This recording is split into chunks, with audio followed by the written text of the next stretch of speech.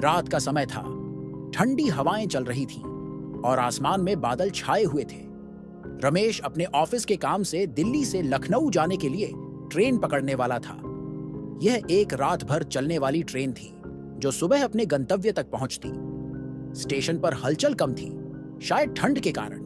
Platform number 7 पर train खड़ी थी, लेकिन अजीब बात यह थी कि डिब्बे लगभग खाली थे। रमेश ने अपने आरक्षित डिब्बे में प्रवेश किया। डिब्बे में केवल 4 अन्य यात्री थे। एक बूढ़ा व्यक्ति जो चुपचाप अपनी सीट पर बैठा था और बार-बार खिड़की के बाहर झांक रहा था। एक महिला जो अपने छोटे बच्चे को शांत करने की कोशिश कर रही थी और एक युवा लड़का जो अपने फोन पर गाने सुन रहा था। ट्रेन का माहौल अजीब और भारी लग रहा था। ट्रेन ने सीटी बजाई और धीरे-धीरे प्लेटफॉर्म छोड़ दिया।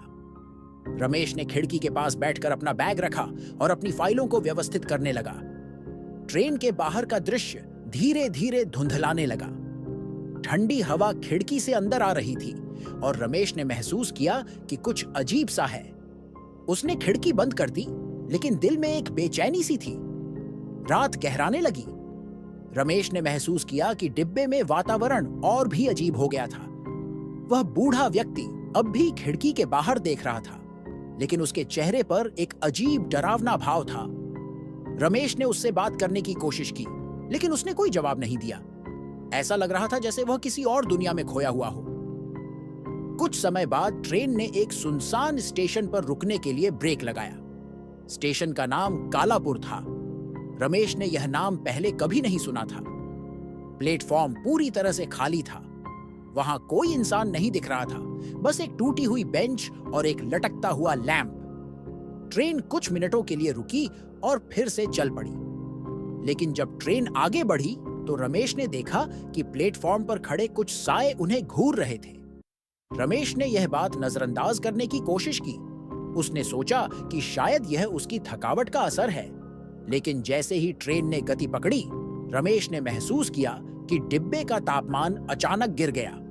ठंड इतनी बढ़ गई थी कि उसने अपना जैकेट पहन लिया।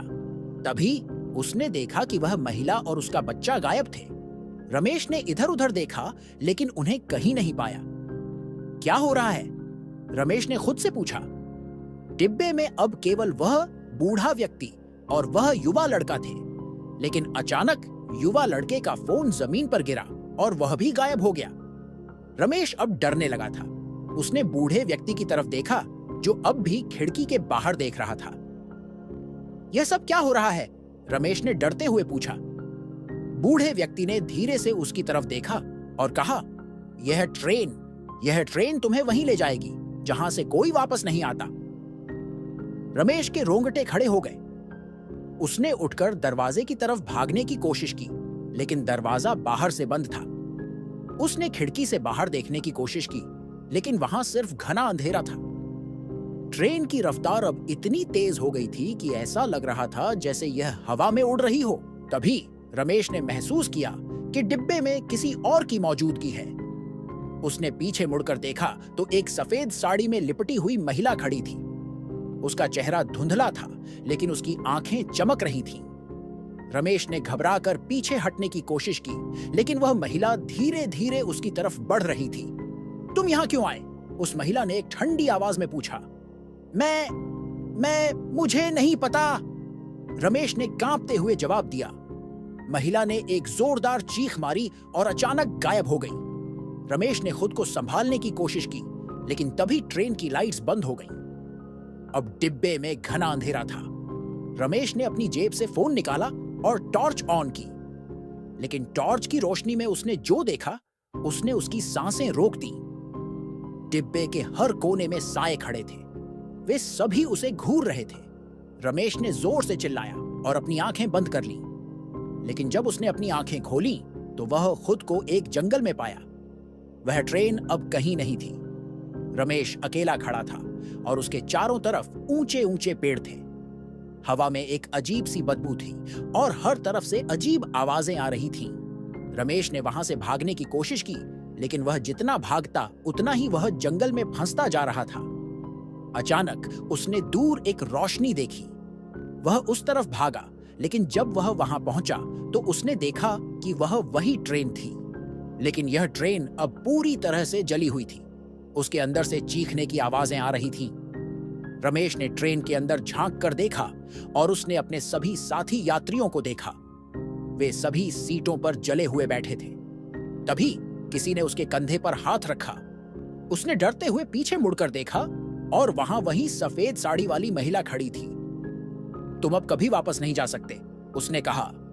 रमेश ने जोर से चीख मारी और अचानक सब कुछ काला हो गया।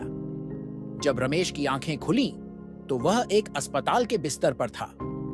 डॉक्टर ने बताया कि वह एक ट्रेन दुर्घटना का शिकार हुआ था, लेकिन जब उसने ट्रेन का नाम पूछा तो डॉक्टर ने कहा, कालापुर एक्सप्रेस। लेकिन वह ट्रेन तो 20 साल पहले बंद हो चुकी है। रमेश अस्पताल के बिस्तर पर चुपचाप लेटा हुआ था। डॉक्टरों की बात सुनने के बाद उसका दिमाग सुन्न हो गया था।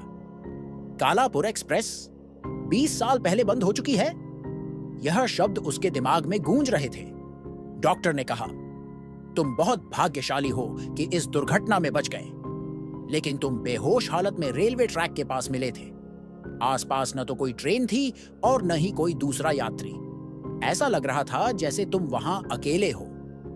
रमेश ने डॉक्टर को कुछ नहीं बताया। वह समझ नहीं पा रहा था कि जो उसने अनुभव किया वह सच था या कोई भ्रम। अस्पताल में 2 दिन बिताने के बाद उसे छुट्टी दे दी गई, लेकिन इस घटना ने उसकी रातों की नींद छीन ली थी। हर रात उसे वही जलती हुई ट्रेन और सफेद साड़ी वाली औरत का चेहरा दिखाई देता। घर लौटने के बाद रमेश ने ठान लिया कि वह इस घटना की सच्चाई का पता लगाएगा। उसने इंटरनेट पर कालापुर एक्सप्रेस और कालापुर स्टेशन के बारे में जानकारी खोजना शुरू किया, लेकिन उसे ज्यादा कुछ नहीं मिला। यह एक पुरानी ट्रेन थी जो कभी-कभी स्थानीय यात्रियों को छोटे शहरों और गांवों तक ले जाती थी, लेकिन 20 साल पहले एक रहस्यमय दुर्घटना के बाद इसे बंद कर दिया गया था। अफवाहों के मुताबिक कालापुर एक्सप्रेस में एक रात आग लग गई थी। ट्रेन में सवार सभी यात्री जलकर मर गए थे, लेकिन दुर्घटना के कारणों का पता कभी नहीं चल पाया। कुछ लोगों का कहना था कि ट्रेन में एक महिला यात्री के साथ अन्याय हुआ था और उसकी आत्मा अब भी ट्रेन में भटकती है।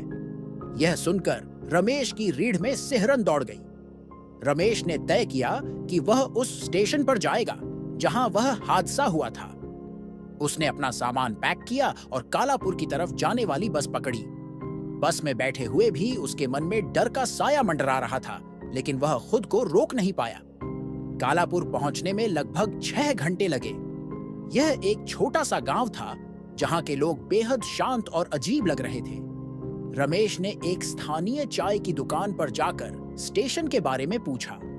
वहां बैठे बूढ़े दुकानदार ने उसे घूरते हुए कहा, तुम उस स्टेशन के बारे में क्यों जानना चाहते हो जहां कोई जिंदा लौटकर नहीं आता? रमेश ने बहाना बनाते हुए कहा, बस इतिहास में दिलचस्पी है। दुकानदार ने ठंडी सांस लेते हुए कहा, स्टेशन अब वीरान है, लोग वहां जाना पसंद नहीं करते, लेकिन अगर तुम वहां जाना चाहते हो तो तुम्हारी मर्जी। रमेश ने दुकान से दिशा पूछी और स्टेशन की तरफ चल पड़ा। यह स्टेशन गांव से लगभग 1 किलोमीटर दूर था। रास्ता सुनसान और डरावना था। चारों तरफ घने पेड़ थे और अजीब सी चुप्पी छाई हुई थी। जब रमेश स्टेशन पहुंचा तो उसने देखा कि वह पूरी तरह से खंडहर बन चुका था।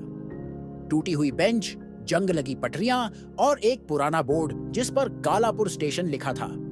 वहां हर तरफ धूल और गंदगी फैली हुई थी, लेकिन रमेश को ऐसा लगा जैसे कोई उसे देख रहा है। रमेश जलती हुई ट्रेन के भीतर एक बार फिर गिर गया था। ट्रेन की हर सीट पर बैठे यात्री अजीबोगरीब हरकतें कर रहे थे। उनके चेहरों पर जलने के निशान और आंखों में अजीब सी चमक थी। ट्रेन का हर कोना जैसे रमेश को निगलने को तैयार था। सफेद साड़ी में लिपटी महिला रमेश के करीब आकर खड़ी हो गई। उसकी आंखों में गुस्सा और दर्द दोनों झलक रहे थे। उसने धीमे लेकिन ठंडे स्वर में कहा, तुम्हारी जिद तुम्हें यहां ले आई है, अब तुम इसका हिस्सा बनोगे। यह ट्रेन अब तुम्हारा नया घर होगी। रमेश ने कांपते हुए कहा, मैंने कुछ गलत नहीं किया, मैं सिर्फ सच जानना चाहता था। अगर मैंने कोई गलती की हो तो मुझे जाने दो। महिला ने जोर से हंसते हुए कहा, सच को जानने की कीमत चुकानी पड़ती है। अब तुम्हें मेरी सच्चाई को समझना होगा। यह जलती हुई ट्रेन मेरी बदले की आग है। हर यात्री जो इसमें था उसने मेरी मदद नहीं की। अब यह ट्रेन उन सब की सजा बन गई है। रमेश ने डरते हुए कहा, लेकिन मैं तो कभी उस ट्रेन का हिस्सा नहीं था। मेरा इस सब से क्या लेना देना? महिला ने अपने चेहरे को रमेश के करीब लाकर कहा, तुम यहां हो क्योंकि इस ट्रेन ने तुम्हें चुना है, लेकिन तुम्हें एक मौका मिलेगा। अगर तुम मेरी सच्चाई को उजागर कर सको और मुझे इंसाफ दिला सको तो मैं तुम्हें जाने दूंगी। रमेश को समझ नहीं आ रहा था कि वह क्या करे, लेकिन उसने खुद को संभालते हुए कहा, ठीक है, मैं तुम्हें इंसाफ दिलाने की कोशिश करूंगा। महिला ने धीरे से कहा, तो सुनो मेरी कहानी। यह ट्रेन उस रात जल गई थी जब मुझे इस ट्रेन में मारा गया था। मैंने मदद के लिए चीख पुकार की, लेकिन किसी ने मेरी आवाज नहीं सुनी, न ट्रेन के गार्ड ने, न किसी यात्री ने। रमेश ने ध्यान से सुना और पूछा, तुम्हें किसने मारा था और क्यों? महिला ने कहा, मुझे उन 4 आदमियों ने मारा जो इस ट्रेन के डिब्बे में बैठे शराब पी रहे थे। मैं उनकी गंदी नीयत का शिकार बनी और जब मैंने विरोध किया तो उन्होंने मेरी जान ले ली।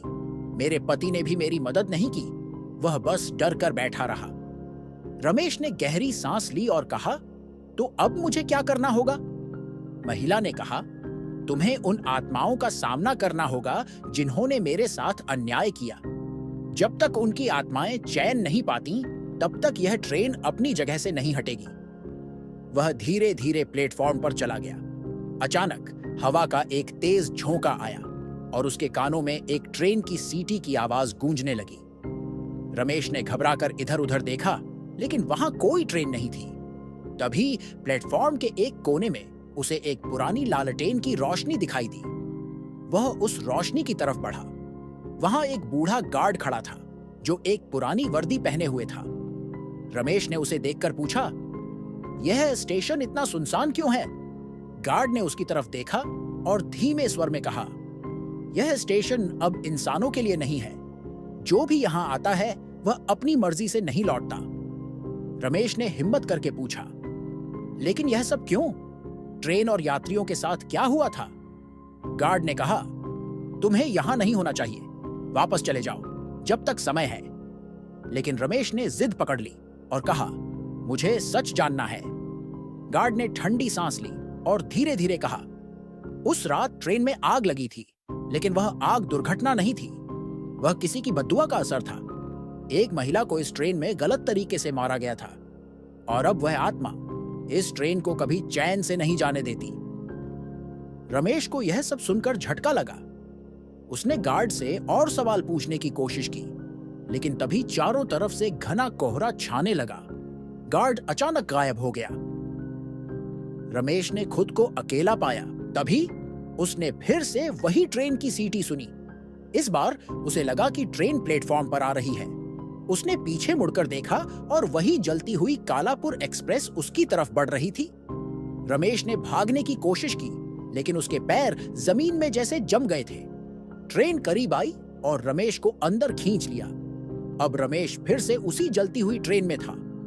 इस बार सभी यात्री जिंदा थे, लेकिन उनके चेहरे अजीब और डरावने थे। सफेद साड़ी वाली महिला फिर से सामने खड़ी थी। उसने रमेश की तरफ इशारा किया और कहा, तुमने वापस आकर मेरी गलती कर दी। अब तुम कभी इस दुनिया में नहीं लौट पाओगे। रमेश ने ट्रेन के पहले डिब्बे की ओर कदम बढ़ाया। वहां एक बूढ़ा आदमी बैठा था जो ट्रेन के गार्ड की वर्दी पहने हुए था। उसने रमेश को देखा और कहा, तुम यहां क्यों आए हो? तुम भी मेरे जैसे फंस जाओगे। रमेश ने गुस्से में कहा, तुमने उस रात मदद क्यों नहीं की?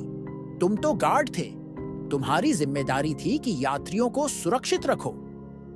गार्ड ने रोते हुए कहा, मैंने अपनी जिम्मेदारी निभाने की कोशिश की थी, लेकिन मुझे डर ने रोक दिया। उन आदमियों ने मुझे धमकाया था। मैं कमजोर पड़ गया और भाग गया। रमेश ने कहा, तुम्हें अपने पाप का प्रायश्चित करना होगा। यही तुम्हारी सजा है। तभी ट्रेन का डिब्बा अंधेरे में डूब गया। गार्ड की आत्मा ने रोते रोते कहा, मुझे माफ कर दो, और वह अंधेरे में गायब हो गया। रमेश को महसूस हुआ कि उसने पहला कदम पूरा कर लिया है। रमेश ने दूसरे डिब्बे में कदम रखा। यहाँ 4 पुरुष बैठे थे। उनके चेहरों पर जलने के निशान थे और उनकी आंखों में डर और गुस्से का मिश्रण था। रमेश ने उन्हें देखा और कहा, तुम्हें अपने पापों का सामना करना होगा। तुम्हारी आत्माओं को शांति तभी मिलेगी जब तुम अपनी गलतियों को स्वीकार करोगे। उनमें से एक ने चीखते हुए कहा, हमने जो किया वह हमारी मजबूरी थी। हम उस समय बस अपनी मस्ती में थे। हमें नहीं पता था कि बात इतनी बढ़ जाएगी। रमेश ने गुस्से से कहा, तुमने एक मासूम की जान ली। उसकी आत्मा अब तक चैन नहीं पा सकी है। तुम्हें अपनी सजा भुगतनी होगी। तभी डिब्बे की दीवारें जलने लगीं और चारों पुरुष चीखते हुए जलते हुए कोने में समा गए। रमेश को लगा कि उसने दूसरा कदम भी पूरा कर लिया है। अंतिम डिब्बे में रमेश को एक अकेला आदमी मिला। वह सिर झुकाए बैठा था। रमेश ने उसके पास जाकर पूछा, तुम कौन हो? उस आदमी ने सिर उठाया और कहा, मैं रंजना का पति हूं। मैं उसका सबसे बड़ा गुनहगार हूं। मैंने उस रात उसे बचाने की कोशिश नहीं की। मैं बस डर कर बैठा रहा और उसकी चीखें सुनता रहा। रमेश ने कहा, तुम्हारी आत्मा को माफ करना मुश्किल है। तुमने एक पति होने का धर्म नहीं निभाया। तभी रंजना की आत्मा प्रकट हुई। उसने अपने पति की तरफ देखा और कहा, मैंने तुम्हें माफ किया, लेकिन तुम्हारा पाप इतना बड़ा है कि तुम्हें अपनी सजा भुगतनी होगी। उस आदमी की आत्मा जलकर राख हो गई और ट्रेन धीरे धीरे शांत हो गई। रमेश ने महसूस किया कि ट्रेन रुक गई है। वह प्लेटफॉर्म पर अकेला खड़ा था। सफेद साड़ी वाली महिला ने उसकी तरफ देखा और कहा, तुमने मुझे इंसाफ दिलाया। अब जाओ, यह ट्रेन तुम्हें अब कभी परेशान नहीं करेगी। रमेश ने प्लेटफॉर्म से बाहर कदम रखा और देखा कि सुबह का उजाला फैल रहा था, लेकिन वह जानता था कि यह रात और यह सफर हमेशा उसकी यादों में जिंदा रहेगा।